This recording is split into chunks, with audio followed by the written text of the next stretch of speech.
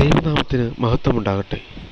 ഈ വിശുദ്ധ ദിവസം നിങ്ങളുമായി സംസാരിക്കാൻ ലഭ്യമായ നല്ല അവസരത്തിനായിട്ട് നന്ദിയോടുകൂടി സ്തോത്രം ചെയ്യുന്ന സ്തുതിക്കുന്നു. ഇന്നത്തെ അല്പനേരത്തെ ചിന്തയ്ക്കായി തിരഞ്ഞെടുത്തിരിക്കുന്ന വേദഭാഗം പുറപ്പാട് പുസ്തകം 20-ാം അധ്യായം 12-ാം വാക്യം. പുറപ്പാട് പുസ്തകം 20-ാം അധ്യായം 12-ാം വാക്യം. നിന്റെ ദൈവമായ യഹോവ നിനക്ക് തരുന്ന ദേശത്ത് നിനക്ക് ദീർഘായുസ്സുണ്ടാകുവാൻ നിന്റെ അപ്പനെയും അമ്മയെയും ബഹുമാനിക്കാം. ഇന്ന് മക്കളെ ഓർത്ത് വളരെ ഉത്കണ്ഠപ്പെടുന്നവരുടെ ഒരു ലോകമാണ് നമുക്ക് ചുറ്റുമുള്ളത്. തങ്ങളുടെ ആഗ്രഹങ്ങളും സ്വപ്നങ്ങളും മക്കളിലൂടെ സാക്ഷാത്കരിക്കാൻ വെമ്പൽ കൊള്ളുന്ന മാതാപിതാക്കൾ ഒരു ഭാഗത്തുള്ളപ്പോൾ, മറുഭാഗത്ത് മക്കളുടെ തെറ്റായ പാതയിലുള്ള സഞ്ചാരത്തെ ഓർത്ത് ഭാരപ്പെടുന്ന മാതാപിതാക്കളുമുണ്ട്. മക്കൾ യഹോവ നൽകുന്ന ദാനവും ഉദരഫലം ദൈവത്തിൻ്റെ പ്രതിഫലവുമാകുന്നു. ദൈവത്തിൻ്റെ ദാനമായ മക്കൾ ദൈവസന്നിധിയിൽ നല്ല ഫലം കായ്ക്കുന്നവരായി സമൂഹത്തിന് കൊള്ളാവുന്നവരായി തീരണം. അത് എപ്രകാരമാണ് സാധ്യമായി തീരുന്നത്? ഒന്നാമതായി, മാതാപിതാക്കളെ അനുസരണയുള്ള മക്കളായി വളർന്നു വരുമ്പോൾ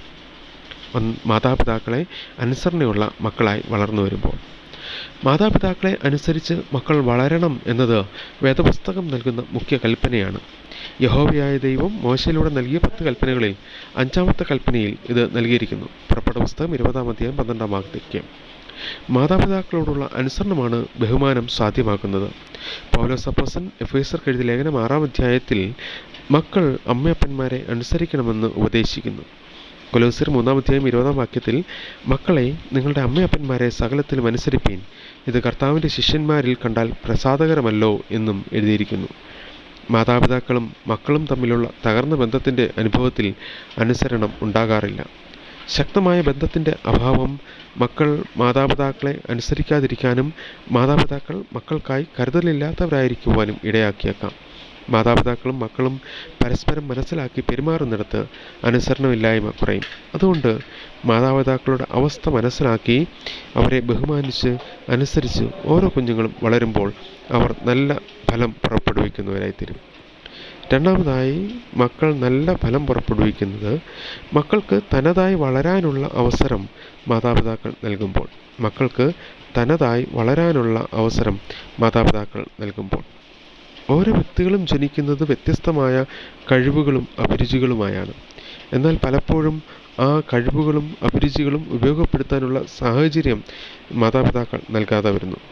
പൗലോസ് അപ്പോസ്തലൻ എഫേസ്യർക്ക് എഴുതിയ ലേഖനം 6-ാം അധ്യായം 4-ാം വാക്യത്തിൽ പറയുന്നു, നിങ്ങളുടെ മക്കളെ പ്രകോപിപ്പിക്കാതെ കർത്താവിൻ്റെ ബാലശിക്ഷയിലും പഥ്യോപദേശത്തിലും പോറ്റി വളർത്തുവീൻ എന്നാണ്. ഈ വാക്യത്തിൽ ഒരു സന്ദേശമുണ്ട്.